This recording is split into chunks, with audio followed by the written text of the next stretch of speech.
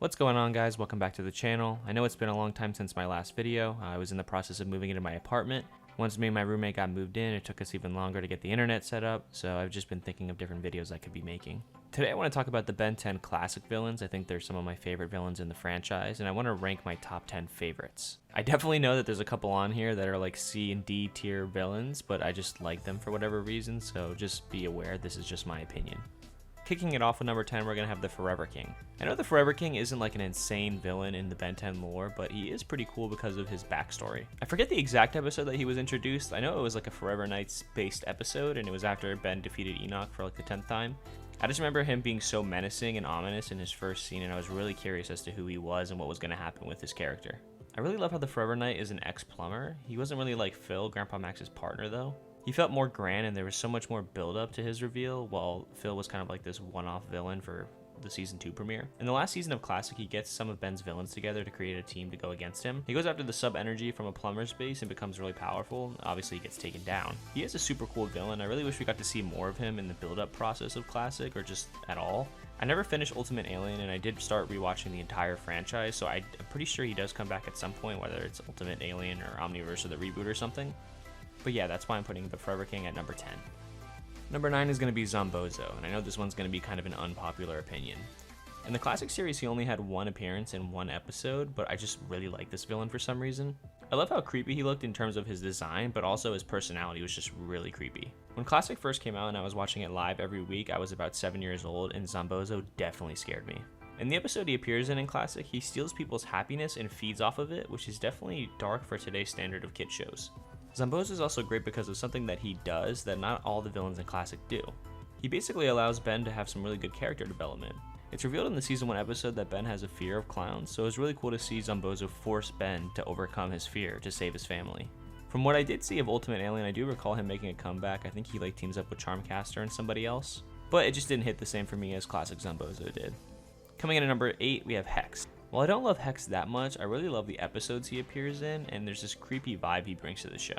From the gray skies that follow him and the creepy dramatic music, it all works really well. He's a power-hungry villain who's obsessed with the use of magic. While it isn't one of my favorites, the episode with the Fountain of Youth in Season 4 was still a pretty interesting concept. I forget if it's in Season 1 or 2 at this point, but I really like the episode where they had to fight the gargoyles in the graveyard. So I guess I'll reiterate, for Hex, I guess I just love the vibe that he brings and the episodes that he's in, more so than him as a villain. Coming in at number 7, this is Hex's niece. This is going to be Charmcaster. I like her a bit more than her Uncle Hex, but it's the same thing for me, where it's just kind of the vibe and the episodes that she's in are pretty interesting. If you asked me prior to watching the show if I would have thought that Charmcaster could hold her own episode, I probably would have said no, and I definitely would have been wrong. I love the episode Change of Face, which is a Season 3 episode where Charmcaster and Gwen switches bodies. She tries to use the relationship that Ben and Gwen have to get closer to Ben to steal the Omnitrix. Without Charmcaster, and I guess even Hex too, we wouldn't have had the development with Gwen trying to explore magic. Obviously because Gwen gets Charmcaster's book and starts practicing. She appears in Seasons 2, 3, and in 4 when she joins the -10. Coming in at number 6, and this was not planned at all, this is going to be Sixsix. Another one that might be a little bit controversial. I know people in the community kind of like Sixsix, but if you put him in like a top 10, top 5 situation, I can see how that's controversial. He has no character development, we can't understand what he's saying, and he's always kind of a sidekick in the episodes that he's in, but he definitely has one of the coolest designs in all of Ben 10.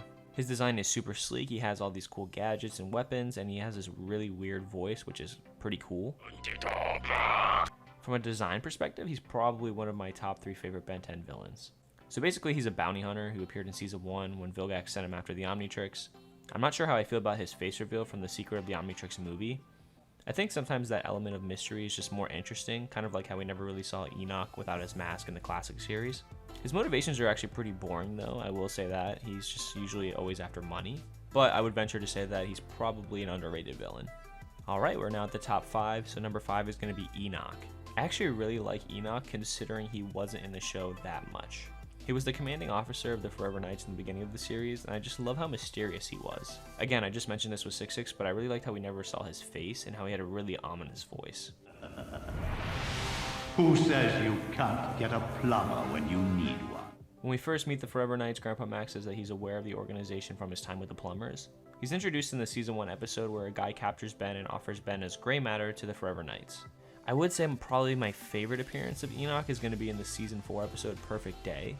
That's the one where Enoch and the Forever Knights basically put Ben in like a fake reality to distract him and take the watch off his wrist. The entire episode was super trippy, and I think it's where Enoch was at his best. He just felt so threatening and ominous here because he could just warp reality in any way he wants, and he was pretty much in control of the episode. In the number 4 spot, I put Dr. Animo. I love how original this villain is. It's kind of difficult to make a comparison of Animo to another villain, and I love how people always kind of poke fun at him for being a whack job. Basically, if you don't know, he mutates animals and wants to use them to take over the world. Each of his outfits from the classic series actually resembled different animals. So his backstory is that he went crazy in the classic series after he lost some award that he thought he deserved. I will always love the episode where Animo uses Ditto's DNA to make these stinkfly bugs. And for how brief his appearance was in the Secret of the Omnitrix movie, I thought his appearance and the fight was really satisfying. He's one of the very few villains in the Ben 10 franchise to be in every series. Also, something I'm realizing while recording this is that Animo is technically Ben's first villain in the entire franchise. Episode 1 really only has Ben fighting Vilgax's robot, so I guess you can kind of count that, but as far as like a villain, this is the first villain that Ben fought. At number 3, I put Ziscare. And as I'm saying this, I think there's a trend for the villains that I like, but I was gonna say I just love how creepy this villain is. I guess I just tend to like the creepier, darker, edgier villains. The idea that this villain's consciousness was embedded in the Ghostfreak DNA was so mind-blowing to me at the time, and kind of still is. In seasons 1 and 2, they throw these little hints that this is the case. They're very minute, and most people probably miss them. That was even weirder than when I normally go Ghostfreak. But upon rewatching the show, I think that's pretty cool. In his debut episode, when he comes out of the watch, he looks just like Ben's Ghostfreak. Then he rips off his skin and like his head turns upside down and he has these janky teeth and he's just so awesome looking. I love how when he returns in season 3, he has these spikes coming out of his shoulders. It's just another way to make him look more creepy and menacing. His weakness is cool, but it's nothing crazy. It's comparable to that of Dracula's, in that his weakness is just light. I remember when I watched Classic live at week to week when I was about 7 years old, I was just so mind blown that Ziscare was in the Omnitrix and that he was just so creepy. So yeah, he appeared in season 2. I was really happy when he returned in season 3, and I think he was awesome. I know this video is about the classic series, but I did love that episode in the sequel series where they go to like the Ectoneurite planet.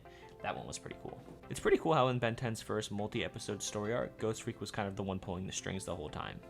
Coming in at number 2, we have Kevin 11. This one was super hard to pick when it comes down to looking at Kevin versus another unnamed big bad.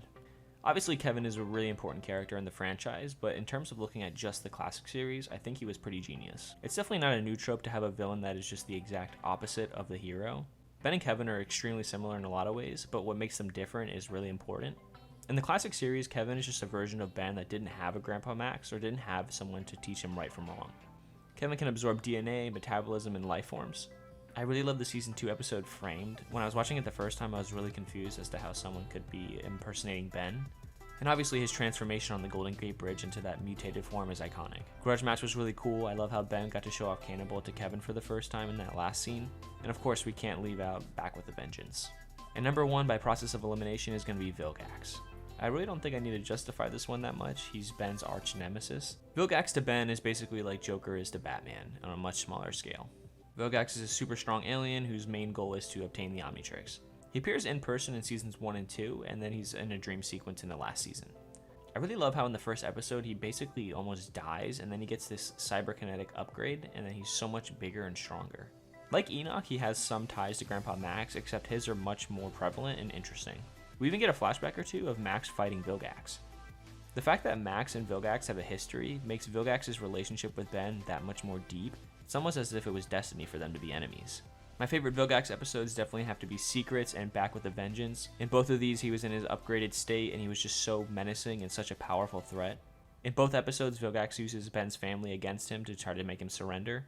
And something that's really cool about Vilgax is that he doesn't necessarily have to be physically present to be an ominous threat. I love the season 1 episode Hunted, where Vilgax sends bounty hunters after Ben. While Vilgax isn't facing off against Ben himself, you can feel the buildup of this character. So those are my top 10 Ben 10 classic villains ranked. And let me know what kind of Ben 10 content you guys want to see next. I'll probably do some more of that, and then I'll also do other TV shows and movies. Thank you so much for watching.